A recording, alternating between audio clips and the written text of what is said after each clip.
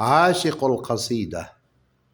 سأكتبني في عيون القصيدة خيالا من الأمنيات البعيدة، وأرسم حلمي بدمعي وحبري، سأصنعه من حروف الفريدة، وأمشي خفيفا على جمر شوقي، وأخفي معاناة نفسي العنيدة.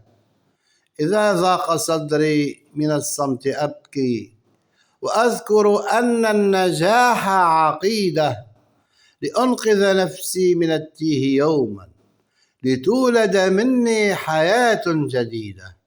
سأمضي وإن خانني الضوء حينا، تنير دروبي نجوم السعيدة. سأصغي لنبض الليالي طويلة، فما كل ليل يحيك المكيدة. فإن خانني الحرف أوحى يقيني بأن مسارات حلمي عديدة، فلا اليأس يطرق بابي ولا أمتطي صهوة الأمنيات الزهيدة. أنا ما كتبت القصيدة لفخر، ولكن ليكسر قلبي جليدة.